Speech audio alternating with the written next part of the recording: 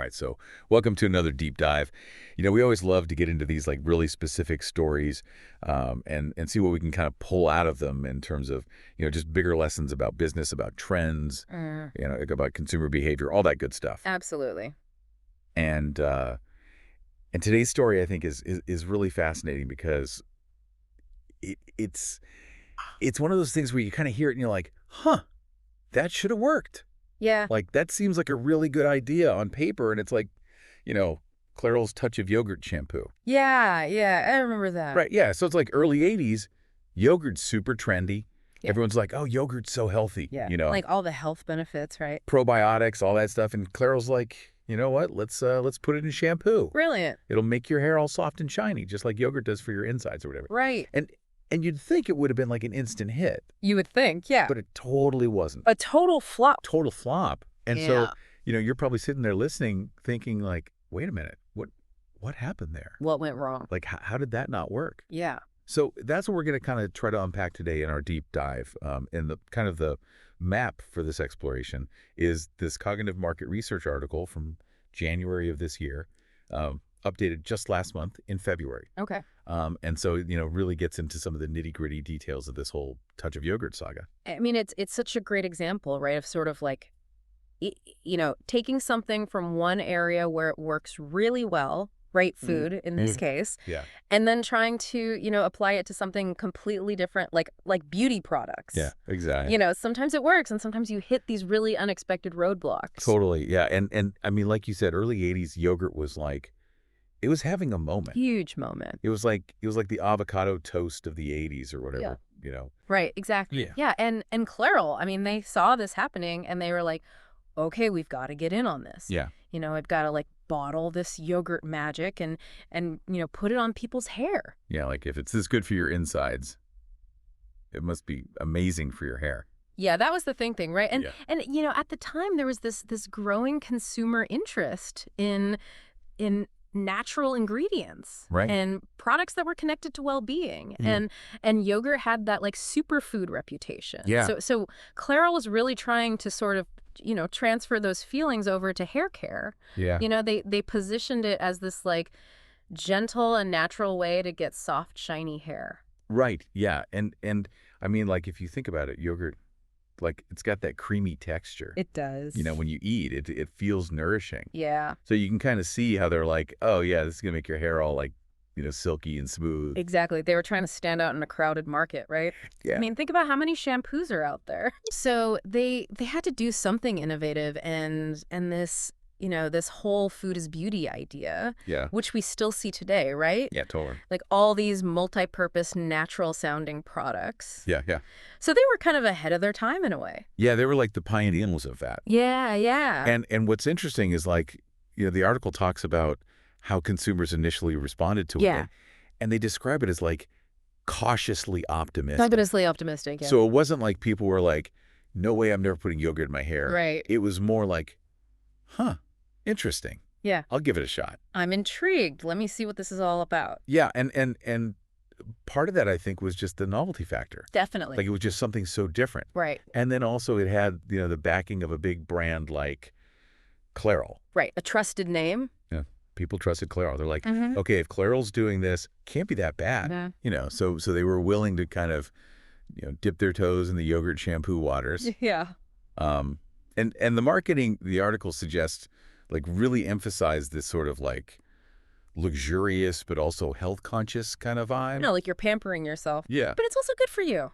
Right. It's not just some frivolous beauty Yeah, it's not product. just doing something good for your hair. Exactly. And people already associated yogurt with those qualities like smoothness, nourishment, Yeah. which are things you absolutely want in a hair product. Right.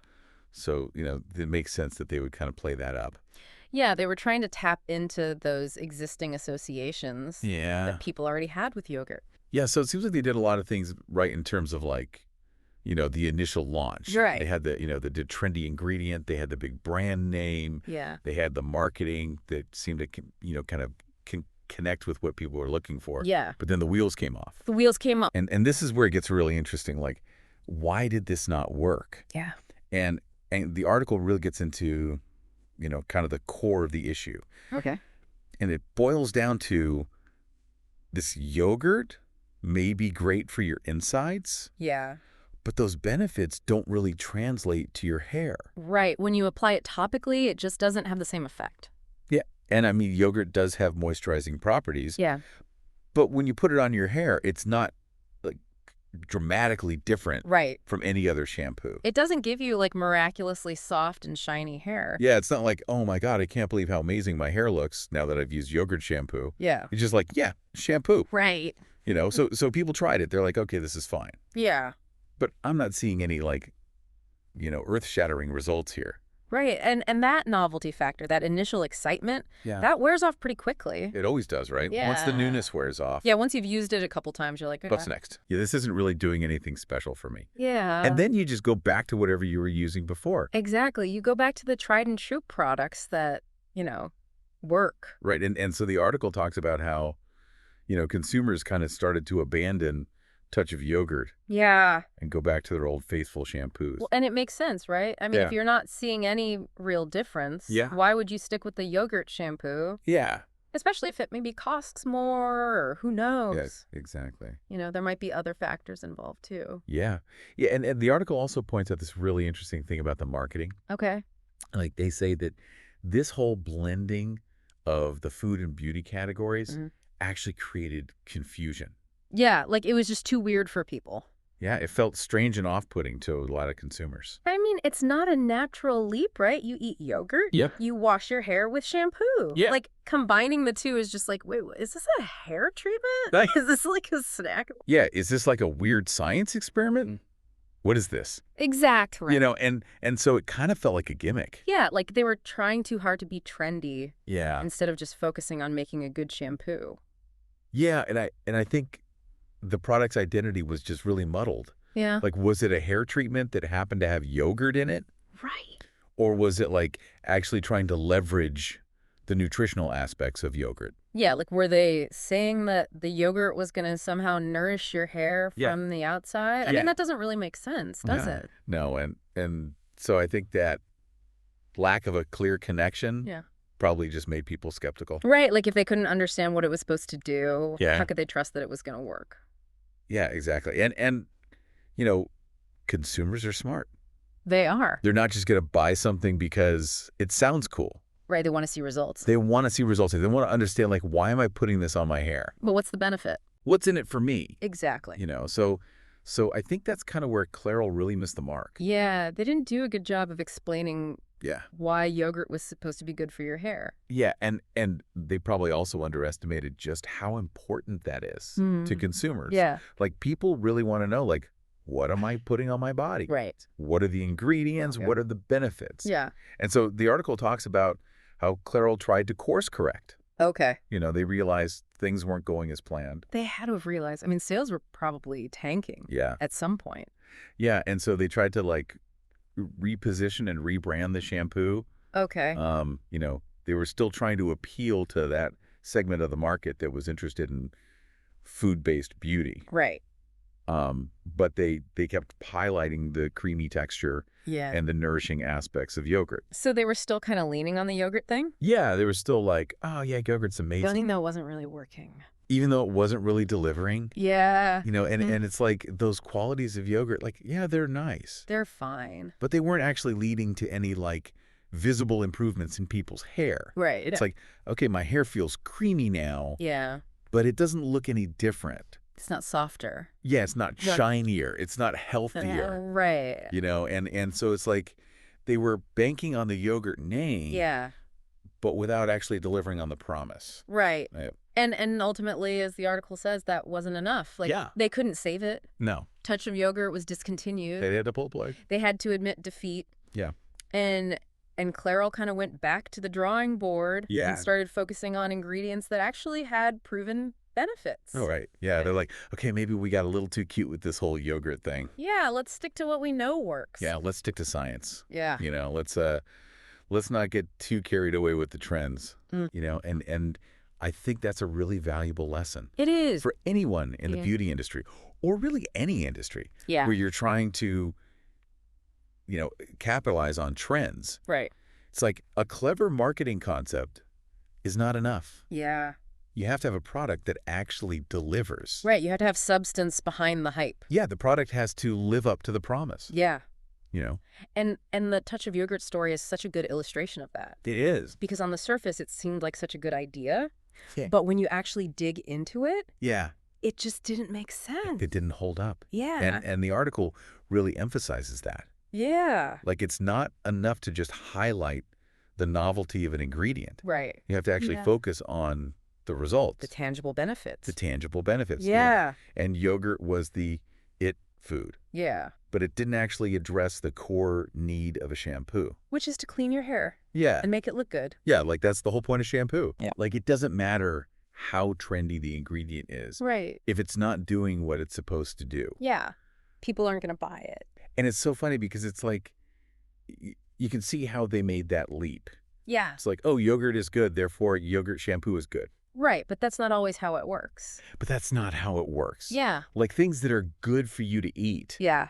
are not necessarily good for your hair. Or your skin or whatever. Yeah, exactly. Yeah. And the article also makes another really good point, Okay. which is when you are introducing a less conventional ingredient, Yeah, like yogurt and shampoo. like yogurt and shampoo, Yeah. you have to educate the consumer. Yes. You can't just be like, here's yogurt shampoo. It's good for you. Buy it. It's amazing. Figure it out. Yeah. You know, you have to explain to them, like, why is this in here? Right. What does it do? Yeah, what's the benefit? What are the benefits? How is this going to make my hair better? And you have to do it in a way that's convincing. You have to have evidence. Yeah. You can't just make vague claims. All right. You can't just be like, oh, it's natural. Yeah. It's good for you to trust us. You need science. You need science. You need research. Yeah. You need to be able to back up your claims. Yeah. And I think that's something that a lot of brands kind of struggle with. I think so too. You know, they get so caught up in the marketing Yeah. and the trendiness And the hype. that they forget about the substance. Yeah. You know, and so it's like, you know, you have to find that balance Yeah. between innovation and practicality. Right. You want to be innovative, Yeah. but you also want to make sure that your product is actually useful Yeah. and that it works. And that it works. Yeah. And you have to consider what consumers value. Yeah. And, you know, natural ingredients are definitely a big selling point these days. Absolutely. People want things that are, you know, good for them and good for the environment. Sustainable. Yeah. All of that. But they're not going to compromise on the basics. Right. You know, they still want a shampoo that cleans their hair. Yeah. Makes it look good. Makes it manageable. Yeah, Makes it feel nice. exactly. And so it's like you can't just slap a trendy ingredient on a product Yeah. and expect it to sell. Right. You have to think about the whole package. Yeah, you have to think about the consumer. Yeah. You have to think about what they're actually looking for, What their needs are. what their needs are. Yeah. Yeah. And this whole conversation makes me think about other food-based ingredients Okay. that have made their way into beauty products. Yeah. And the article touches on this a little bit. Yeah. You know, they give examples like coconut oil, Yeah. which has been really popular in hair care. Yeah. Coconut oil's everywhere. Yeah, it's like in everything now. And honey and avocado and oatmeal. Yeah, all those kind of like, you know, kitchen staples Yeah. that are now in our beauty products. And the article suggests that these ingredients have generally performed better Okay. than something like yogurt. Why do you think that is? Well, I think part of it is just that they have a more universal appeal. Yeah, like people are already familiar with them. Yeah, people already know what they are. They're not like, Yeah. well, what is this weird thing? Yeah. You know, They're not intimidated by them. they're not intimidated by them. Yeah, and then also I think they have more established benefits Right. in both food and skincare. Like we know that coconut oil is moisturizing for your skin. Yeah, So it's not that crazy to think that it might be moisturizing for your hair too. exactly. It's like there's a more direct connection Right. for the consumer. More intuitive. More intuitive, yeah. Yeah. And the article contrasts this with ingredients like matcha and turmeric, Oh, yeah. which are super popular in food and beverages right now. Yeah. Matcha lattes. Turmeric? Lattes. Yeah, everybody's drinking them. Golden milk. Golden milk? Yeah. But Yeah. they might face similar challenges to yogurt Yeah. when it comes to beauty products. Yeah. Because the benefits aren't as clear. Yeah. You know- Like, we don't necessarily know that matcha is going to do anything for our skin Right. or our hair. Yeah. And so it's like they're trendy, but Yeah. are they actually effective? That's the question. That's the question, yeah. Yeah. And I think that's something that brands really need to consider. They do. Before they just jump on a trend, it's Yeah. like, do your research. Make sure that the ingredient actually works. Make sure it actually works. Yeah. And all of this comes back to understanding consumer behavior, Yeah. which is something that we talk about a lot on this show We do. because it's so important. It is. And the article includes this really interesting statistic What? from a 2022 survey Yeah. that found that 45% of consumers expressed interest Wow. in trying beauty products with natural or food-based ingredients. That's a... That's a lot of people. Yeah. But only 12% actually made a purchase. That's a huge gap. That's a huge gap. Yeah. And the article calls this the gap between initial interest Right. and actual purchasing behavior. Because people might be intrigued by the idea, Yeah. but that doesn't mean they're going to actually buy it. Exactly. Yeah. It's like, oh, that sounds cool. Yeah. I might try that someday. But then they never do. But then they never do, yeah. And I think that's because ultimately people need to see results Right. to justify spending their money. Yeah. It's not enough for something to just sound good. Yeah, it has to actually work. It has to actually deliver on its promises. Yeah, and it has to be better Yeah. than what they're already using. Or at least as good. Or at least as good. Yeah. And preferably cheaper. And preferably cheaper, yeah. Yeah. So it's like, brands really need to understand that. They do. You have to deliver clear and effective results Right. to bridge that gap between curiosity Yep. and long-term loyalty. Because you want people to come back. Yeah, you want them to be repeat customers. You want them to be brand advocates. Yeah. You want them to tell their friends. Yeah, exactly. This is the best shampoo I've ever used. You want them to be, like, obsessed with your product. You want them to be like, I can't live without this, Yeah, and you're not going to get that Yeah. unless your product is actually amazing. Right.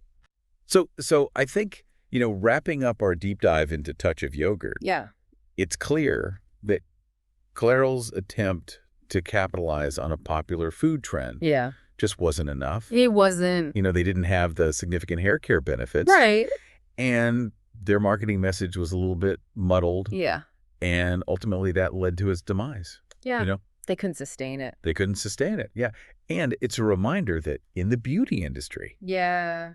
efficacy and clear communication are paramount. They are essential. They are essential. Yeah. Yeah. And that's true even when you're working with ingredients Right. that have a positive image in another context. Like yogurt. Like yogurt. Yeah. Yeah. Yeah. It's like just because something is good for you to eat Right. doesn't mean it's going to be good for your hair. Or your skin or whatever. Or your skin or whatever. Yeah. Yeah. And so, it's a really interesting case study. It is. And it makes you think about all those other instances Yeah. where a winning formula in one area Right.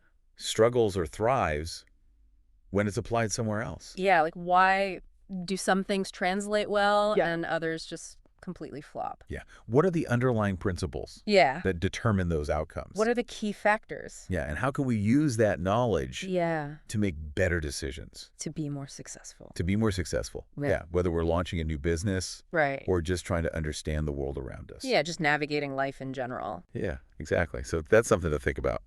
It is. Yes. Lots of food for thought. Lots of food for thought. And maybe not yogurt. Maybe not yogurt. Maybe not yogurt, yeah. All right. Thanks for joining us for this deep dive. It was fun. It was fun. Yeah. And we'll see you next time. Okay.